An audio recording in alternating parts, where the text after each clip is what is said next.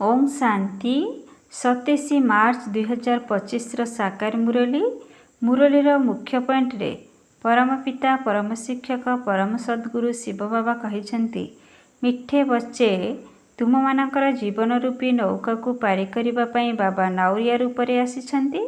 तेणु तांक सहित विश्वस्त होई रुह, तेबे नौका हलचल हेब किंतु बुड़ी पारिबो नाही। तुम मानकर जीवन रूपी नौका को पारी करिबा पई बाबा नाउरिया रूपरे आसीछंती।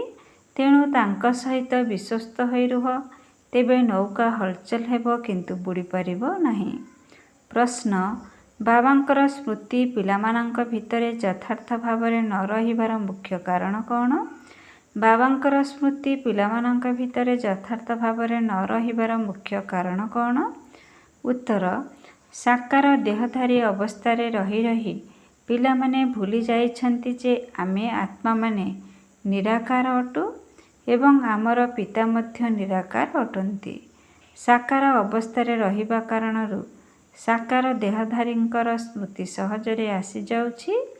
देही अभिमानी होई निजकु बिंदु मने करी बाबांकु मने पकाइबा एथिरे ही परिश्रम रहिछि। धारणा पई मुख्य सार, एक रे एपरि कोनोसी कर्म करिबार नाही जहा द्वारा बाबांक ठारू भक्तर उपाधि मिलिब। ईश्वरीय संदेश वाहक होई समस्तंकु बाबा एवं तांकर संपत्ति को मने पकाइबार संदेश देबाकु हेबो। एपरि कोनोसी कर्म करिबार नाही जहा द्वारा बाबांक ठारू भक्तर उपाधि मिलिब। ईश्वरीय संदेश वाहक होई समस्तंकु बाबा एवं तांकर संपत्ति को मने पकाइबार संदेश देबाकु हेबो। दुई रे एही पुराणा दुनिया रे कोनोसी सुख शांति नाही, सेथिपाई एही छी छी दुनिया को भूली जिबाकु हेबो। घर को मने पकाइबा सहित पवित्र हेबा पई बाबांकु मध्य निश्चिंत भावरे मने पकाइबाकु हेबो। एही पुराणा दुनिया रे कोनोसी सुख शांति नाही, सेथिपाई एही छी छी दुनिया को भूली जिबाकु हेबो। घर को मने पकाइबा सहित पवित्र हेबा पई बाबांकु मध्य निश्चिंत भावरे मने पकाइबाकु हेबो। वरदान, प्रवृत्ति अर्थात घर गृहस्थरे रही परवृत्ति रे रहुथिबा निरंतर योगी हुओ। निरंतर योगी हेबार सहज आधार हेला प्रवृत्ति रे रहुथिले मध्य परवृत्ति रे रहिबा। परवृत्ति अर्थात आत्मिक स्वरूप। जे सर्वदा आत्मिक रूपरे स्थित रही थाए से सर्वदा दुनिया ठारू नियारा एवं बाबांकर प्यारा अर्थात प्रिय होई जाए। जहा भी करुथाओ ना कहीं एभली अनुभव हेउथिबो जेपरी कोनोसी काम करू नाही किंतु खेल खेलुछि। तेणु घर गृहस्थ भितरे रही आत्मिक रूपरे रहिबा द्वारा सबकिछि खेल भली अनुभव होई थाए, बंधन भली अनुभव हुए नाही।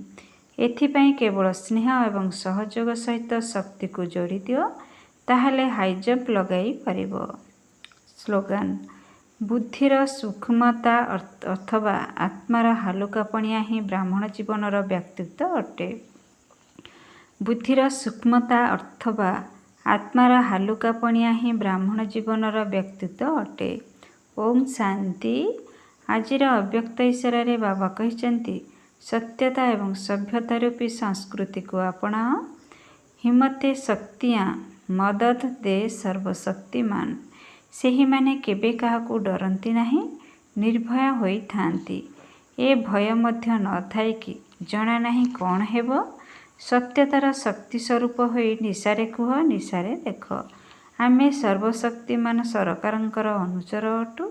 एही स्मृति रे रही अजर्था को यथार्थरे आनिबाकु हेबो। सत्यता को प्रसिद्ध करिबाकु हेबो। ताकू लुचाइबा उचित नुहे, किंतु सत्यता सहित वाणी रे मधुरता एवं सभ्यतार आवश्यकता रहिछि।